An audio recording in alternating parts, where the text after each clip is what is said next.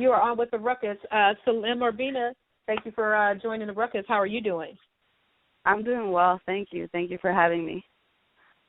So before we jump into talking about your what you have on the horizon with your training and everything, you just I don't know if you just heard our guest. We just wrapped up with Mauricio Herrera, who fought Jose Benavidez, who's from your neck of the woods, Arizona Sun. There, what did you think of the fight? Honestly, on Saturday night, I had an event in Mexico, and I was meeting with some politicians on Saturday, so I missed a great night of boxing. I DVR'd it, but I haven't reviewed it yet. I heard it was a great fight, but I really have not seen it. Okay.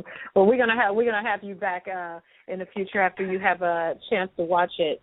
Right now, we know that you are very engaged with your own training and what you have going on right now. Talk to us a little bit about what you have going on in your career right now. You are training for the 2016 Olympics, and so tell us a little bit about your training and, you know, what's going on with you as you prepare for that. Well, this whole year was a big year for me. It was the start of the Olympic cycle for me. I competed in the Central American and Caribbean Games, and I got silver there, and I got a lot of international experience this whole year. I'm finally back home from training camp in Mexico City, so I'm excited to be home and staying busy because in February I believe I have another elimination to make the Pan American team. So I'm staying busy for the Pan American Games and taking it year by year, and God willing, the big idea is to qualify for 2016 Rio and eventually go pro. As an amateur boxing, you know, those of us who fully watch the sport, you know, there's the differences in judging and those types of things. As you watch professional fighters compete, what type of, you know, strategies and things like that can you draw upon and kind of mold them into your amateur pedigree, you know, to kind of help you along? Well, see, in amateur boxing at the moment, we're going through a change in the judging. Right now, it's not the point system anymore. It's not hit and move, hit and run. It's who's being more effective, the aggressor, being effective with your skills. So now we're being judged like the pros. We're going through a change where amateur boxing also has its own AIBA Pro League. So they want us to start fighting more like the pros. So I see a lot of videos. I practice a lot of what I see the pros doing. I like to sit and bang, so it's a little more of my style. And I'm glad that the scoring is changing to that because I believe it's going to draw an even bigger crowd. You know, as an amateur, and I assume after the 2016, I think it's pretty safe to say you most likely will turn professional. As you look for, you know, I know you're not looking past the Olympics and your focus is there, but as you start to make your transition into the professional realm of women's boxing, what can you do to make changes in the sport? You know, as we know, women's boxing does not get the same love or respect by any means that men's boxing do, or even just put on a platform or put on the undercards or just any type of exposure in the professional realm. You know, what can you do to help that along? Well, my dream since I was a little girl when I first started training has always been to become a professional boxer and to win a world title someday. And I know that I got to get myself out there. I got to help out in the community. I got to let everybody know who I am. I can't just sit and just let everything come to me because it doesn't work that way. I got to get my name out there, get as much media coverage as I can, and make a promotional company get interested in me, make them want me, and see how I can help them and make women's boxing bigger and better. So this is Ryan Bivens. So we've actually been in touch for a while. I wanted to know, you'll be representing Mexico in the Olympics, right? Yes, sir. Okay. So is it safe to assume that you'll still be fighting out of Mexico as a professional? You know, I'm open to fighting anywhere. I am more than likely I will start in Mexico because women's pro boxing is huge in Mexico. Exactly. But it just depends. It really depends on if I get my name out there and they offer me a big fight in the U.S., I'm willing to take it here too. And I don't know, I want to travel all around, so I'm excited about sometime maybe going out to Europe and just fighting everywhere. Has Canelo Promotions ever approached you or, talked about the future perhaps? Canelo Promotions hasn't approached me. I have, since I've been in Mexico City, a few promoters have gone out my way and told me that I'm very good and that I should turn pro, but I don't think I'm ready at the moment, and I'm focused on trying to get as much international experience as I can.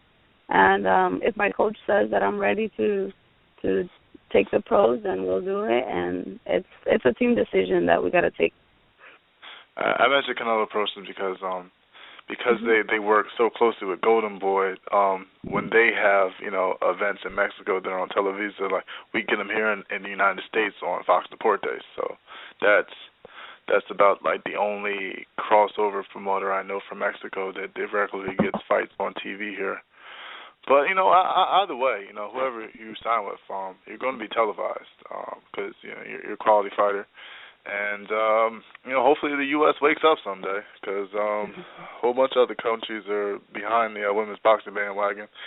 Mexico, Argentina, probably the two biggest countries doing it right now. It's really sad to see that the U.S. hasn't brought women's boxing like it is in Mexico. In Mexico, women's boxing is huge. You go out there and women sell out. Jackie Nava, Mariana Juarez, all these ladies put on a great show, and it's really sad that U.S.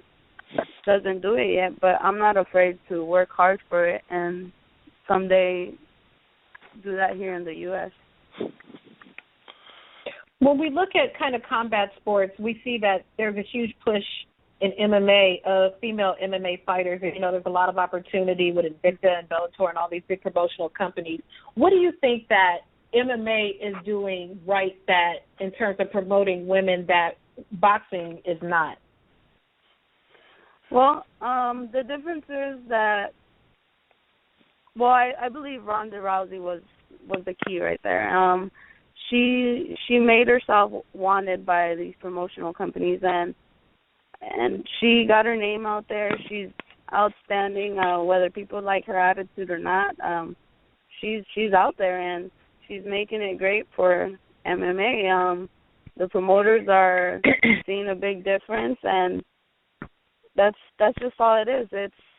She worked hard for it, and she opened the doors for different women, and that's what I want to do in boxing.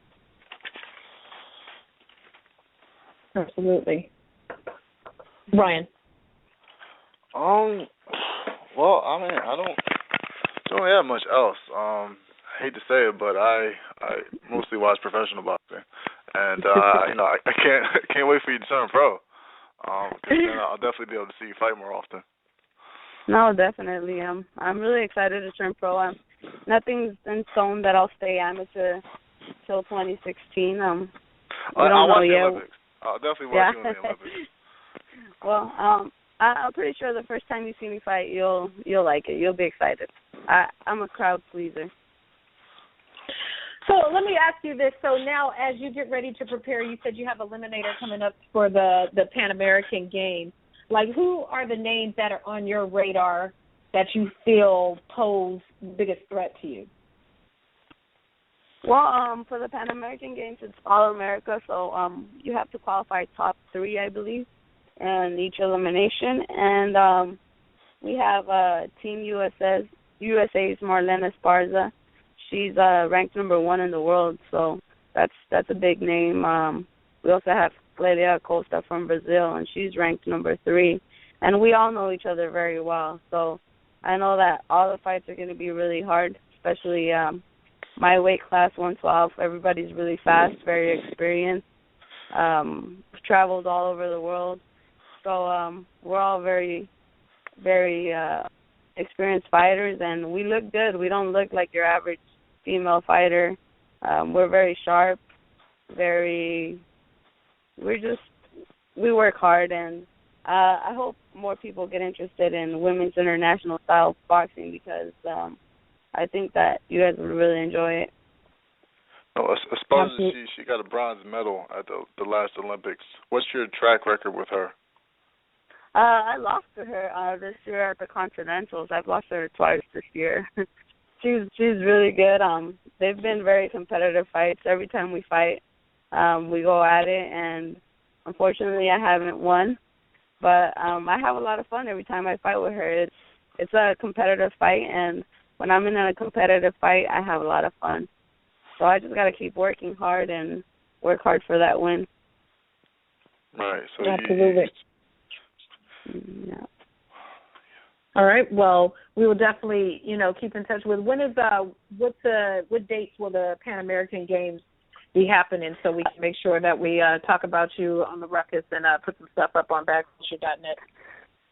Well, the first qualifier will be in late February. It's set to either be in Argentina or in Maine. They haven't really set what date yet, but it will start in February. And once the team has qualified, the games will be held in Ontario, Canada, on July 17th. Absolutely. And for those who are listening, if they want to keep up with you, hit us with your social media so they can keep up with you and follow your career and see how you are progressing along. Hey, guys. So you guys can follow me on Instagram, @Sulem Urbina. Also on Twitter, it's the same as @Sulem Urbina, and Facebook. You guys can find me there. I upload videos, interviews, and when I'm fighting, and all kinds of good stuff. So follow me. All right. We most definitely will. It's been a pleasure speaking with you.